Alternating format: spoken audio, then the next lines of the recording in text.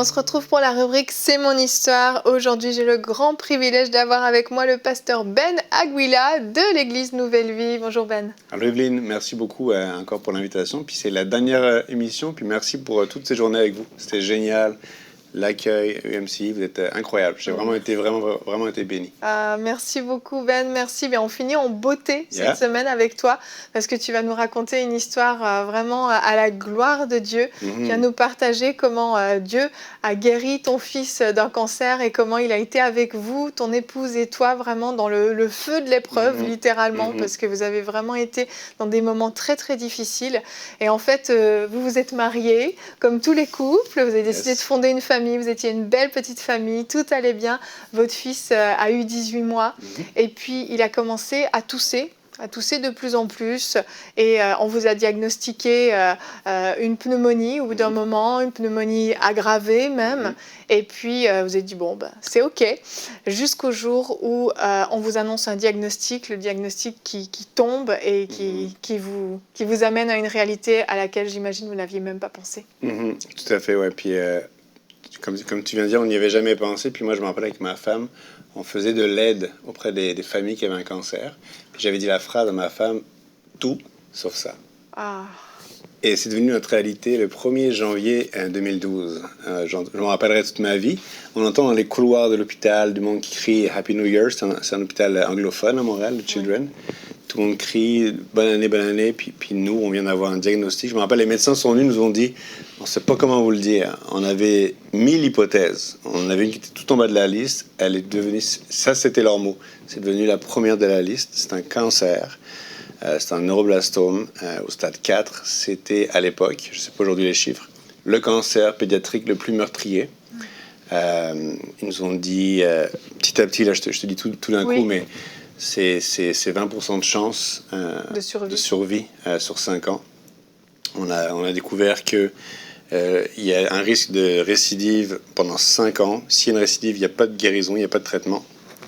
Et du jour au lendemain, la meilleure image que je peux te dire, tu sais, moi j'aimais beaucoup les films historiques, c'est qu'on a été projeté, c'est l'image que j'ai, que je peux te donner, dans un camp de concentration. Je me rappelle quand ils nous ont amenés sur l'étage d'oncologie, si je veux pas être là, puis je me rappelle la première image que j'ai vue, c'est une maman d'une petite fille, la maman était en pyjama, puis s'était rasé les cheveux, en solidarité avec sa fille. Mais c'était, ok, on est en guerre, là, projeté du jour au lendemain. Et là, excuse-moi, c'est moi qui suis mis à ta place. Prenons un petit peu d'eau. Ça va être... On est deux émotifs, t'as réussi à tenir... Exactement, j'ai tenu 30 secondes. Je t'avais prévenu, mon cœur de maman qui est touché par ce que tu racontes. Et là, c'est ça, ta femme et toi, vous vous retrouvez vraiment comme au cœur de la tempête, où vous êtes pressés de toutes parts, et vous avez ça à gérer, mais vous avez Dieu aussi qui est avec vous. Comment tu comprends que Dieu est avec vous? C'est une très bonne question. Ça a commencé vraiment, fait que le premier soir, ils nous l'ont dit. On s'est endormis tous les trois avec ma femme, la nuit la plus triste de notre vie. Moi, je caressais le ventre de ma femme. Qui était enceinte, d'ailleurs. Qui était notre deuxième garçon. Puis dans ma tête, c'était... l'histoire s'arrête, c'est fini. Là, mon petit garçon de 18 mois, je le vois, il va mourir du cancer. Ma femme va être tellement triste qu'elle va perdre son enfant. Et moi, je vais mourir avec mon garçon. Mourir de peine. Excuse-moi. Le cancer, pour moi, c'était quelque chose de très, très vivide dans mon souvenir. Mon père et ma mère ont tous les deux traversé le cancer à plusieurs reprises. Et tous les deux sont près du Seigneur, mais sont décédés. Ils ont traversé 7 fois le cancer. Ils sont décédés tous les deux du cancer. Ils sont tous les deux décédés d'un cancer généralisé. Alors, les images de mes parents chauves, des traitements, des hôpitaux, des Noëls à l'hôpital, tout a rejailli. Et moi, j'avais aucune force, aucune foi. Je n'ai pas dit à ma femme, t'inquiète pas, on va prier. Je peux vraiment te dire, Evelyne, je suis mort. Je suis mort. Et puis, le lendemain de ça, les médecins nous ont dit, allez chercher vos valises, vous êtes à l'hôpital pour le prochain 13 mois. Donc, je cherchais les valises, je laisse ma femme, puis elle me voit aller, puis je ne lui ai pas parlé, je ne lui ai rien dit. Elle voit que je suis vraiment... détruit. Ouais, c'est ça. Puis, même plus tard, elle m'a dit... tu vois, c'est marrant. Plus tard, elle m'a dit, j'avais plus peur pour toi que pour Ruben. J'avais peur que tu fasses une folie. Je te voyais anéanti. Et moi, j'étais un chrétien, mais j'ai une formation universitaire de chercheur. J'ai étudié la science, fait que j'étais un gars cartésien. J'étais un gars rationnel, je me pose des questions, j'étais un curieux.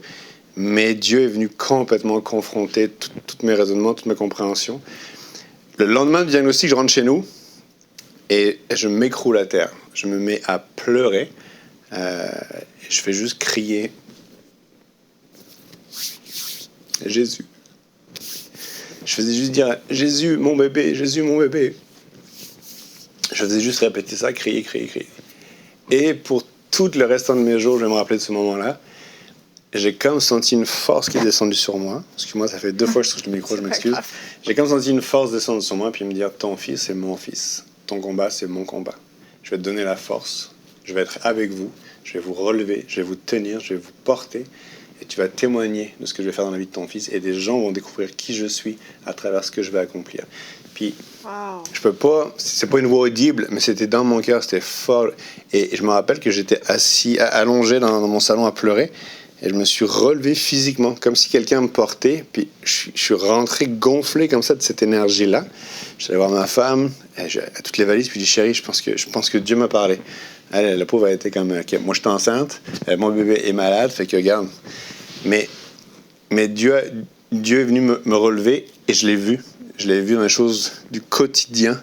Pendant le traitement de Ruben, on l'a vu agir. Oui, vraiment, parce qu'il y a eu un traitement que Ruben devait prendre où normalement les enfants sont malades, vomissent, à n'en plus finir. Il n'a pas vomi une seule fois. Ouais, son surnom, ils l'ont appelé les médecins Iron Stomach, l'estomac d'acier. De fer, ouais. L'estomac de fer, parce que c'était un traitement terrible de chimiothérapie. Puis tu sais, je ne veux pas dépeindre un scénario tout rose où on a volé par-dessus les traitements. Pas. On a souffert, il a souffert. Ouais. C'est son témoignage que je raconte, mais lui a souffert dans son corps, il a pleuré, il a souffert, mais il y avait quelque chose de différent. Puis tu sais, le thème de l'entrevue, il était avec nous dans le feu. Ouais. C'est vraiment l'idée de l'histoire qu'on a tous entendu à l'école du dimanche plus jeune, des jeunes qui sont jetés, Daniel et ses amis, jetés dans une fournaise. Et alors, c'est terrible, j'aimerais pas ça être jeté dans un four crématoire, mais ils meurent pas. Et les gens meurent pas parce que Jésus est avec eux, c'est l'image de Jésus. Leurs vêtements ne brûlent pas, mais si tu la regardes de l'extérieur, ils sont en train de passer dans le feu. Toutes les gens nous voyaient en nous disant, votre couple va pas tenir, les pauvres, quelle horreur, quelle tragédie. Et c'est une tragédie que je veux pas comme minimiser. Je ne voudrais jamais y retourner. Non. Mais Jésus était avec nous. Je me rappelle, le médecin nous avait dit, préparez-vous, on va lui faire une éventration abdominale. Fait que juste le mot éventration, on parle tout d'un animal, on va l'ouvrir, ça va durer 9 heures, il va mettre des mois à s'en remettre parce que sa tumeur est huge. Le mot qu'il a dit, c'est huge, c'est énorme. Et finalement, après plusieurs mois de chimiothérapie, je me rappelle du chirurgien qui m'avait dit ça. Il m'avait dit, regardez, ça c'est la tumeur il y a 4 mois, et essayez de trouver la tumeur aujourd'hui. J'ai dit, je la vois pas, il m'a dit, moi non plus. Oh, alléluia. Et un chirurgien, lui était pas chrétien, puis il m'a dit, c'est quoi votre secret? J'ai dit, on prie. Il m'a continué, est-ce que ça a l'air à marcher? Et ça, c'est cool quand c'est des gens qui sont pas chrétiens qui te disent, continue. Il dit, j'ai jamais vu des résultats comme ça. Il y a aussi eu des chirurgiens chrétiens qui ont, dans la salle d'opération, ont mis du Hillsong comme musique pendant l'opération. Au Québec, à Montréal, un pays séculier, on s'est finalement ramassé avec 2 chirurgiens évangéliques qui étaient là et qui nous ont dit, ton garçon, il n'y aura pas d'éventration, ça va être par laparoscopie. Laparoscopie, c'est les petites baguettes. Oui.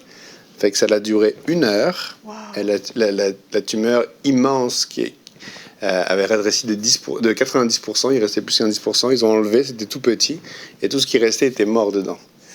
Et 1 heure après l'opération, Ruben réclamait un smoothies. Donc c'était lourd de se rendre jusque-là. Bien sûr. Mais à chaque fois, on me disait, Seigneur, tu es avec nous, c'est incroyable. Vous avez vu vraiment la main de Dieu dans tout ça, jusqu'au jour où la merveilleuse nouvelle d'une guérison arrive. Alors c'est ça, on fait une histoire courte, mais il y a eu 13 mois de traitement. C'est ça. Et donc là, c'était en 2012, son diagnostic. On a eu du traitement jusqu'au mois de mai 2013. Et tu vois, à la fin des traitements, en fait, nous, on prie avec ma femme. Ma femme aussi travaille dans le domaine de la recherche. Elle travaille justement dans le domaine du cancer. Nous, notre prière, c'était, Seigneur, on va suivre toute la sagesse des médecins. Mais si tu nous dis stop, si tu nous dis tu le guéris, on s'arrête. On a fait tous les traitements, et à la toute fin des traitements, ils nous ont dit, votre garçon est guéri, maintenant on va faire un dernier traitement pour éviter les récidives. Oui, parce qu'il y a un vrai risque de récidive avec cette maladie. Fait que là, on disait, Seigneur, est-ce qu'on le fait ou est-ce qu'on le fait pas? Il guérit, mon Dieu, c'est quoi la décision? On va le faire souffrir avec d'autres traitements. On veut ta sagesse, Seigneur. On veut pas le faire souffrir, mais en même temps, on veut pas que ça récidive. C'est vraiment, Seigneur, on te prie, montre-nous. Et écoute, c'est fou là, mais la première dose de ce médicament cette première journée-là, ça s'est passé horrible. Et dans la nuit, j'étais tout seul avec lui. Dans la nuit, Ruben a fait un arrêt cardiaque. Alors ça, je me rappellerai longtemps. J'appuie sur la sonnette d'alarme, le monde arrive. Ils font un massage cardiaque, me font sortir. Je prie, j'appelle mon pasteur en pleine nuit qui prie avec moi. Ruben s'en sort et les médecins le lendemain nous disent, regardez, son corps a dit stop. Son corps a dit c'est fini, il est guéri. Et je te dis, quand le médecin a dit ça, moi j'ai entendu Dieu qui est Ben, je t'ai répondu, c'est fini, il est guéri. Alors pendant 5 ans, on avait des rendez-vous aux 6 mois, aux 3 mois, aux 2 mois, avec à chaque fois un appel. Et pour finalement, l'année passée, je pense qu'il y a une photo de Ruben qui va apparaître, où j'ai rencontré son oncologue, qui est Dr Stenkova, une madame extraordinaire qui est chrétienne, et qui m'a dit Ruben is cured. Elle a un petit accent de Yougoslavie. Là. Ruben is cured. Et elle me dit il est guéri, c'est fini. Alléluia. On ne parle pas de rémission, on parle de guérison là. Ouais, on parle Donc de guérison. Il n'y a plus de risque de rechute. C'est ça. C'était avant le Covid. Fait que je lui ai dit je peux-tu vous faire un câlin, docteur? Puis elle a dit oui, on s'est pris dans nos bras, on a pris une photo. Et oui, Ruben, c'est un miraculé. C'est un miraculé. Et vous êtes une magnifique famille parce que la famille s'est agrandie. Vous avez 3 garçons aujourd'hui. Oui. Très belle famille. Et Ruben, tu me disais, est un garçon plein de vie et c'est un YouTuber également. Oui, Ruben, c'est un artiste. Il m'a dit, papa, il voulait venir, le pauvre, mais en ce moment, avec la pandémie, il ne peut pas venir. Oui. Mais dis-leur que je suis YouTuber. Il y a une chaîne YouTube qui s'appelle Squad Cube. Et il fait des super vidéos. C'est un petit gamin de 10 ans qui est adorable. On a beaucoup prié pour son petit frère, pour que Dieu le protège quand il était dans le ventre de maman. Oui. Je pense qu'on a trop prié, parce qu'il y a trop d'énergie sur lui. Le gamin, il est inarrêtable, Lévi, c'est une boule d'énergie.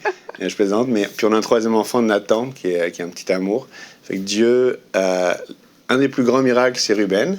Et un des plus grands miracles, c'est un couple aussi qui s'en sort. Et ça n'a pas été tout le temps... il y a eu des hauts, il y a eu des bas. C'est dur sur un couple. Quand un enfant est malade, c'est le couple qui est malade. Mais 8 ans plus tard, on est encore mariés, ensemble, 3 enfants. Et c'est aussi un des plus grands miracles. Amen, amen. Merci et vraiment gloire à Dieu pour ce magnifique témoignage. Merci à toi, Merci beaucoup, Ben.